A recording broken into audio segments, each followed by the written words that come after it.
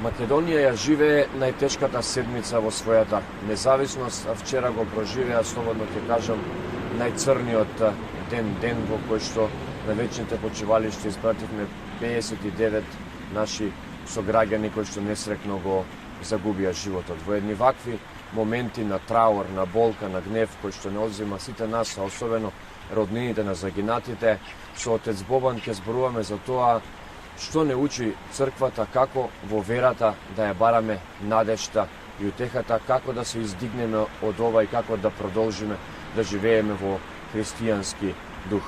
Отец Бобан, последен ден во кој што ќе кажам дека проживеавме еден вид на калварија како општество во кое што многу пострадавме, особено пострадаа најблиските, како, што вели црквата, како да бараме надеж, како да веруваме во подобро после вакво нешто.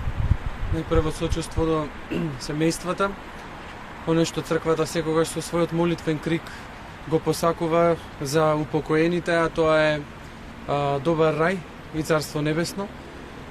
А за оние кои што се пред предизвикот со своето здравје, Господ да им дарува целосно исцеление, не само телесно, туку и психолошко, затоа што и за нив ќе бидеме особено потребни во времето кое што доаѓа, како и за семејствата кои што ги изгубија своите најблиски.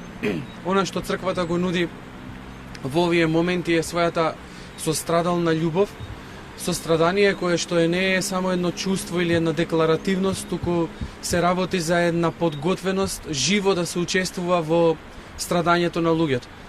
Сите тие најдобро тоа го чувствуваат и на својата кожа и во своите емоции и во својата севкупноста на своето битие, но ние сме тие кои што можеме со добриот збор, со помошта, со молитвата, со љубовта која што можеме да им ја пружиме, да учествуваме, затоа што и самиот збор сострадание тоа го кажува, да го понесеме тој нивен товар, да земеме дел од тој нивен товар и оној крст кој што ги притиснал да им помогнеме нели да го носат. Црквата во овие моменти ја нуди перспективата на верата, надежта и љубовта. Верата во секогаш совршената и љубовна промисла Божја, дека Бог што и да промисли, што и да допушта, го прави единствено и само за она кое што е најпотребно за човекот, а тоа е спасението. Потоа надежта во совршениот живот, а тоа е животот во Царството Небесно, и љубовта кој што е амбиент на тој живот каде што ќе одбегне секаква болка, секакво страдање, секаква грижа. И ова црквата го нуди преку промислата Божја уште тука, во амбиентот и времето кое што го возможува светата литургија. Тука ние ја живееме и верата, и надежта, и љубовта.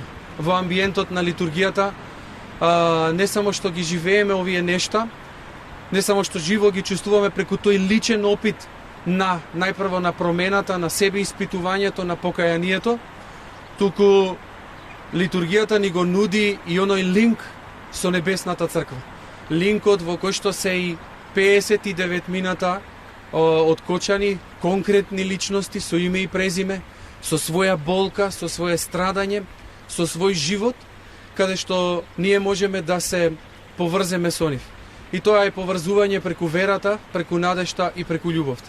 Затоа е она кој што се чита всушност и на погребните и на поменичните служби кои што ние ги правиме во чест на починатите, евангелијата кои што се читаат се искаени со таа надеж, а таа е надежта на воскресението.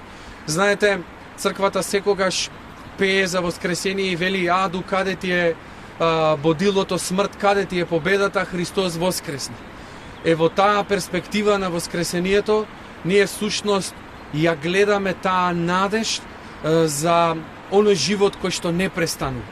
Овој живот сите знаеме дека е живот несовршен. И живот кој што некогаш завршува мирно, некогаш завршува насилно. Но од овој живот ние се надеваме на вечниот живот. Ние не веруваме, не сме до толку неинтелигентни да веруваме дека екзистенцијата на човекот престанува овде.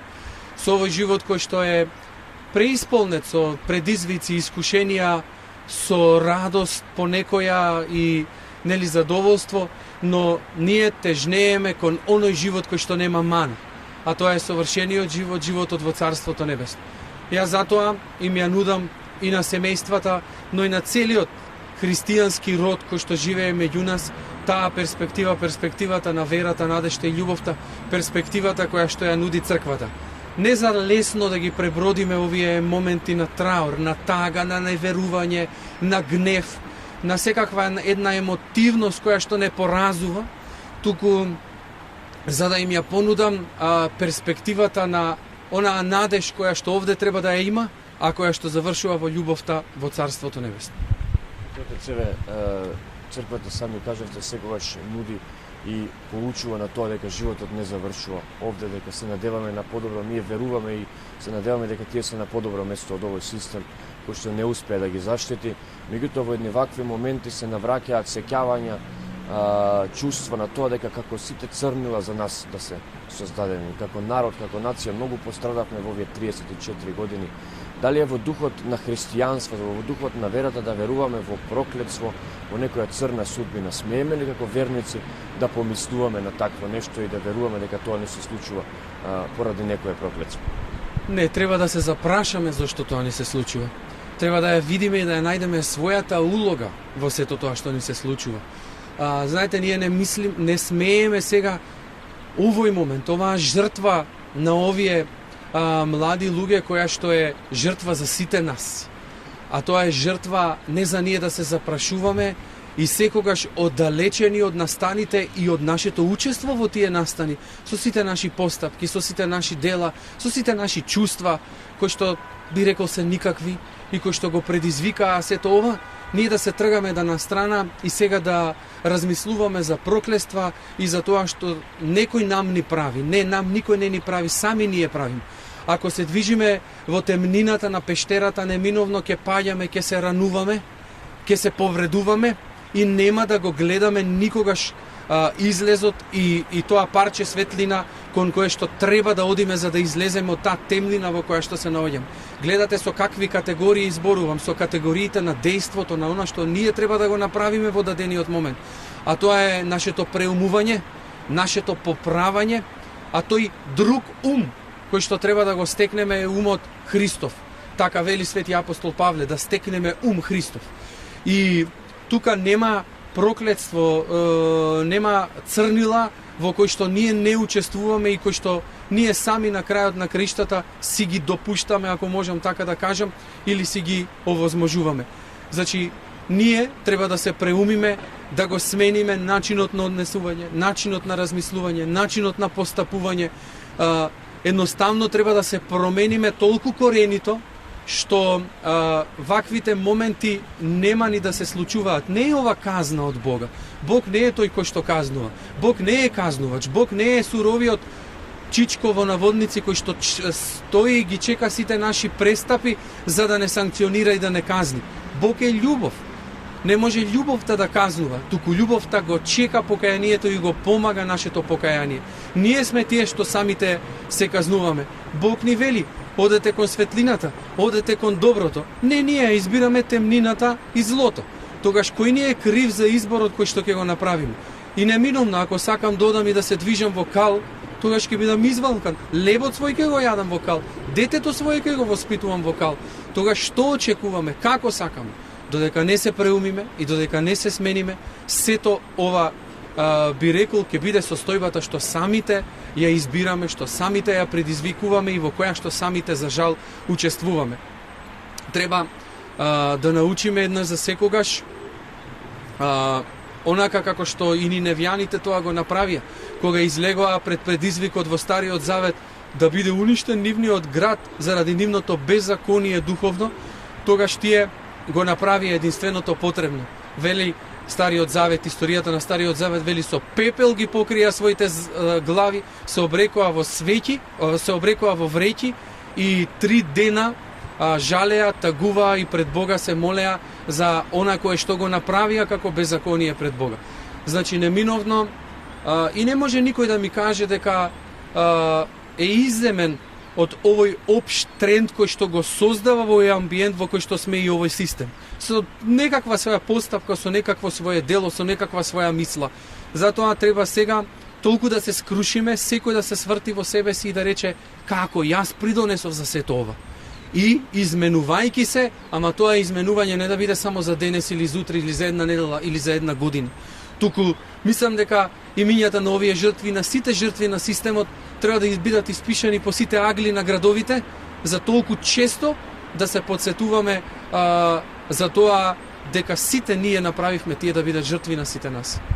Слушаме крикот на некој начин кој што бара правда и подобар систем. Отец, тоа менување на подобро, тоа наоѓање за ближниот, како да го направиме во овој момент за оние кои што најмногу пострадаа, за најблиските, меѓутоа за оние кои што страдаат од болки, ние како луѓе, вие како свештени лица, како во момент со конкретни чекори, со конкретни дела, што да ги советуваме, што да направиме, што да им подариме за да тргнеме во еден подобар свет за кој што вие сега зборувате.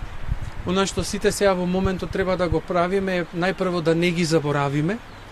Во овој момент паралелно со она што суштински треба сите да го направиме, а тоа е изменувањето на самите нас, затоа таа жртва на овие млади луѓе, но и на сите жртви на системот нема да биде залудна во тоа смисла.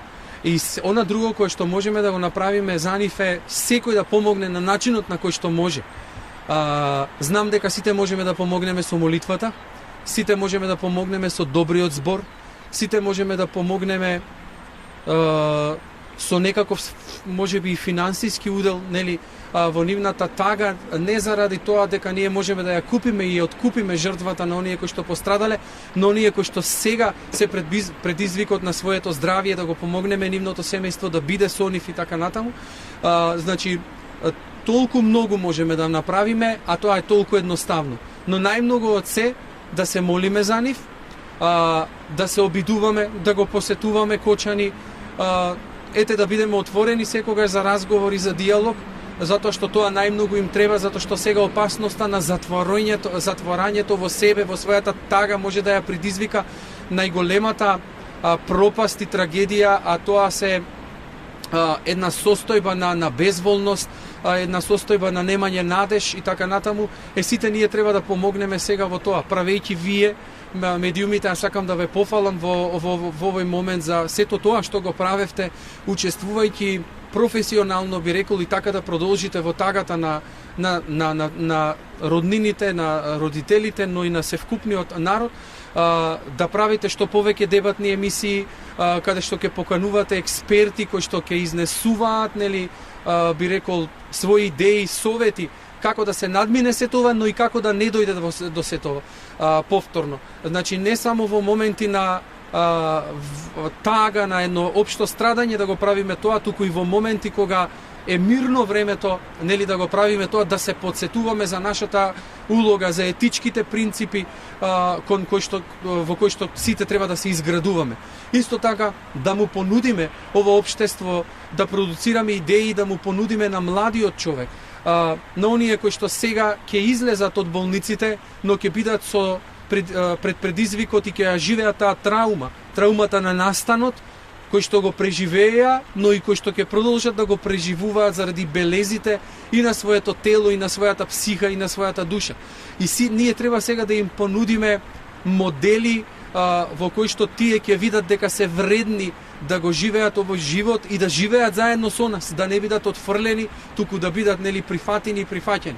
Исто така на младиот човек да му понудиме многу повеќе од перспективата која што му ја нудат овие неколку сантиметри зблеаност во социјалните мрежи, телефоните, таблетите и така натаму, да му ја нудиме перспективата каде што ќе може да се искаже, да твори, да прави нешто, да придонесува, да го каже својот глас, да каже што му недостасува, за ние повозрастните да можеме, нели, тоа да го менуваме, да го измениме и да го овозможиме.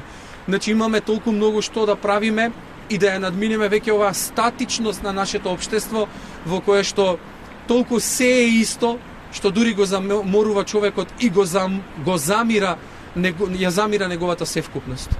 Отец, во едни вакви моменти, спомнавте вие, не смееме да се иззимаме од одговорност. Сите ние на некој начин сами го градевме овој систем кој што потврли многу пати до сега, овој пат за жал и премногу трагично. Дали, спомнавте вие колку е битно и медиумскиот простор и што е она што треба да се пропагира. Дали во едни вакви моменти треба да се размислува за еден нов систем во кој што црквата, верата, верските авторитети ќе се вклучат уште во самото образование, дали преку веронаука, дали преку етика на науки, дали е време да почнеме да градиме систем темелен на оние црковни, етички и морални вредности кои што ќе биде многу поразличен светот овој кој што го имаме денес. Апсолутно, ние веќе 15 години го бараме вистинското место на предметот етика во религиите. Да бидам најасно, ние не бараме пропагирање на верата. Ние не бараме простор во јавното образование за пропагирање на догмите на верата. Тој простор ние го имаме во црквата, во амвонот, по социјалните мрежи и така натаму. Но ние од јавниот простор го бараме просторот каде што можеме да придонесеме презентирајќи му го и давајќи му го на народот принципот по кој што треба да се образува и да расте, а тоа се верските етички норми од кои што произлегуваат всушност сите етички норми, и на тој начин да му го понудим уште на младиот човек воспитувањето во вистинските принципи кои што нему ќе му ја нудат перспективата на тоа да го направат човек кој што ќе размислува, ќе расудува вистински и ќе ги носи вистинските одлуки во својот живот. Неговото однесување ќе биде умерено, ќе биде достоинствено, ќе биде едноставно човечко. И затоа ние конечно, и мислам дека државата и авторитетите во државата сега ќе увидат дека етиката во религиите и самата етика се преку потребни во образовниот систем. Не да бидат таму некаде, не да бидат изборни предмети, не родителите да не знаат дека воопшто постојат, туку да бидат редовен предмет, затоа што ние го напуштивме тој кодекс на морално и на етичко образување и треба да го вратиме од неговата елементарност, од тоа како се поминува пешачкиот премин, кога се влегува во возило, како се вози, дека во зграда кога ќе сретнеш некого ќе треба да кажеш добар ден и така натаму. И сите тие нешта кои што ќе ја облагородуваат и душата и нашиот дух и ќе го трасираат тоа вистинско однесување кое што ќе треба да не носи кон еден хармоничен тек на времето и на просторот во кој што живееме. Само за крај, за денеска во храмовите ширум Македонија ќе се служи парастос и литургија за жртвите и молитва за сила на повредените. Што значи таа молитва, како верниците да бидат вклучени во ова и на кој временски интервал во овој период се молат вакви молитви, што тие значи? Значи, ние веќе, лично за мене можем да зборувам, верувам дека и веќе по сите епархии тоа ќе се направи, е раширен списокот на упокоените. Верувам дека ќе можеме да го добиеме и списокот на оние што се во болниците, за да може црквата со нивните имиња да се моли, а црквата тоа може да го прави, би рекол, и на секојдневна основа, имено најпрво преку во рамките на литургиите преку проскомидиите, потоа преку нивното спомнување во разните молитвословија кои што можеме да ги правиме, но и во индивидуалните молитви кои што може секој од нас да ги прави. Јас на моите духовни чеда ќе им зададам едно доброволно послушание во кое што за сега во овие моменти до 40-тиот ден, особено за починатите, ќе треба да ги спомнуваат упокоените за добар рај, за Царство Небесно. Она што црквата го направи во минатиот период, но и сега, можем да зборувам конкретно за Скопската православна епархија, дека има повелба од архиепископот да се спомнуваат после литургиските собитија во средата што измине и сега денеска во петокот по литургијата да се прави помен. Таа е претходно осветена литургија, по таа претходно осветена литургија да се прави помен за упокоените и молебен за здравје за оние кои што настрадаа, кои што се пред предизвикот со своето здравје и со својот живот.